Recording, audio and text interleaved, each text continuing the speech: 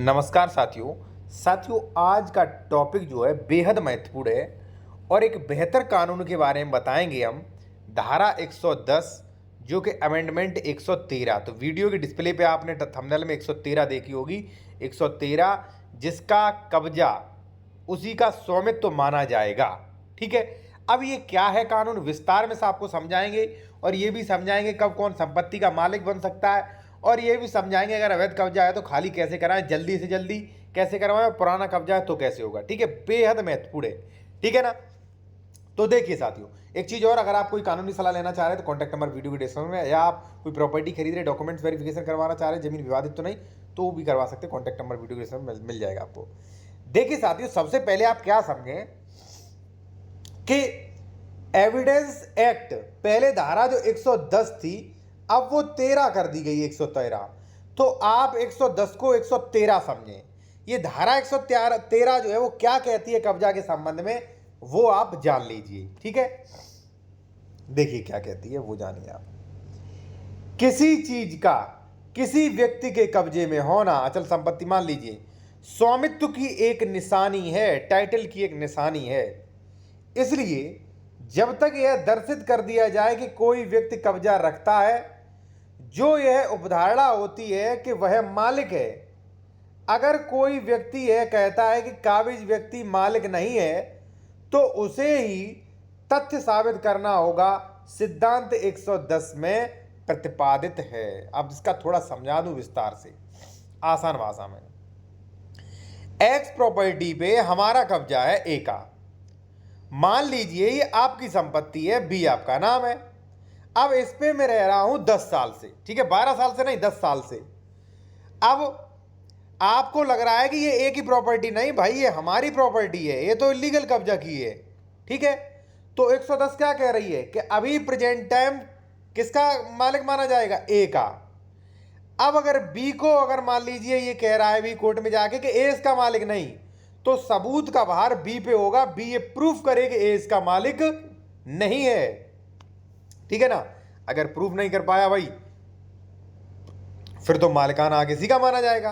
तो कहने का मतलब है अगर ए या बी या किसी का कब्जा है और अगला व्यक्ति ये कह रहा है कि भाई इसका कब्जा, ये कब्जा है, ये इलीगल कब्जा है, ये मालिक नहीं है, तो उसे ही प्रूफ देना पड़ेगा, साक्ष्य का भार उसी पर होगा। ठीक है, ये प्रतिकूल कब्जे से हटकर ये सेक्शंस थोड़ा मैंने बताया है। ठीक है, अब देखिए क्या है। अब मैं एक बता दूं 12 साल वाला कानून क्या था, उसके बाद बताऊंगा कब्जा हटवाएं कैसे, जो कि बेहद जरूरी है। ठीक है, और इस संबंध में अगर आप बेहतर लीगल एडवाइस लेना चाहते हैं तो कॉन्टैक्ट नंबर वीडियो के डिस्क्रिप्शन में मिल जाएगा आपको। ठीक है, देखिए साथियों, अगर आपका इस प्रॉपर्टी पे कब्जा है, ठीक है ना, जो आपने सुना होगा कि 12 साल कब्जा है जिसका वही मालिक, हमने जो बताया है उसमें क्या है, मालिक समझा जाएगा। अगर कोई एलिगेशन लगाता है तो वो साक्ष्य दे कोर्ट में जाके। ठीक है ना, तो टाइटल सूट का केस पूरा होता है भाई, डिसाइड हो जाएगा आपका टाइटल। अब जैसे मान लीजिए हमारा जो है इस पे कब्जा है, हमारा नाम है ए, इस पे कब्जा है 12 साल से।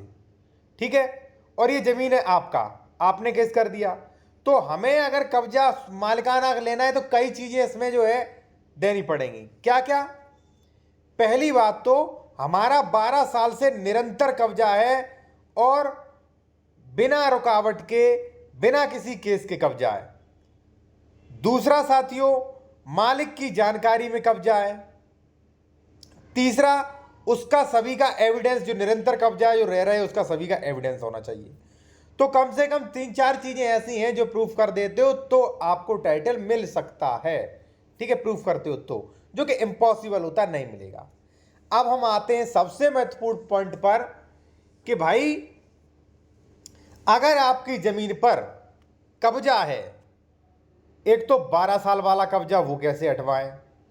ठीक है, एक तो पार्टेबल कब्जा किसी ने कर रखा है थोड़े बहुत एरिया पे, 2-4 फुट, या मान लीजिए अन्य, मान लीजिए आधी संपत्ति पे, या कोई अभी लड़ाई झगड़ा करके 6 महीने के अंदर का मैटर है, कब्जा किया है किसी ने, तब क्या होगा।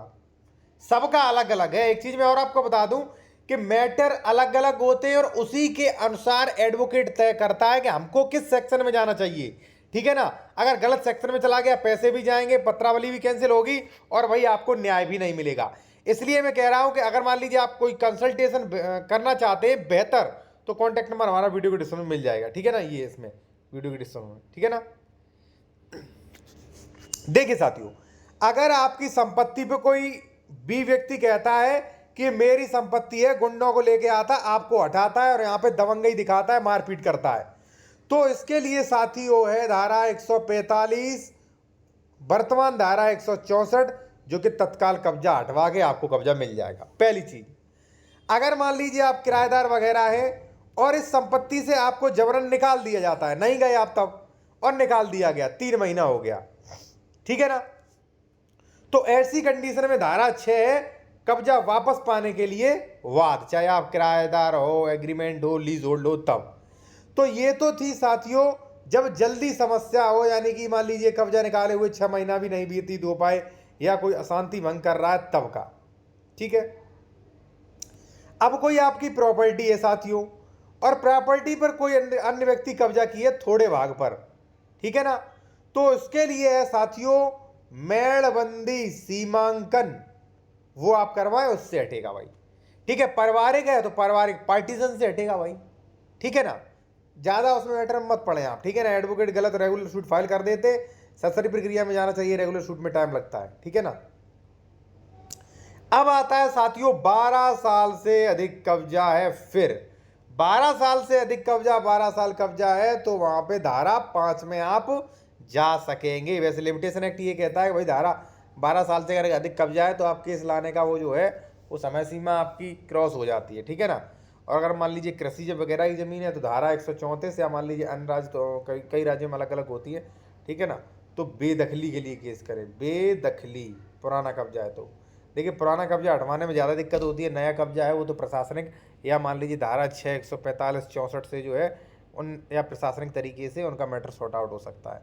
लेकिन पुराना कब्जा जो है वो गलत है साथियों, और जो भी एडवोकेट से कब्जा संबंधी जो प्रार्थना पत्र लिखाएं सावधानी से लिखाएं, क्योंकि कई एडवोकेट जो होते हैं उन्हें जानकारी नहीं होती है, वो ऐसे ही आपका प्रार्थना पत्र लिख देते हैं जो कि बहुत आपको नुकसान करता है बाद में, ठीक है। आपके फेवर में नहीं, जो बल्कि जो कब्जा करता है उसी के फेवर में जाता है, ठीक है। बाकी अगर मान लीजिए आप बेहतर कानूनी सलाह लेना चाहते हैं तो कॉन्टैक्ट नंबर वीडियो डिस्क्रिप्शन में मिल जाएगा।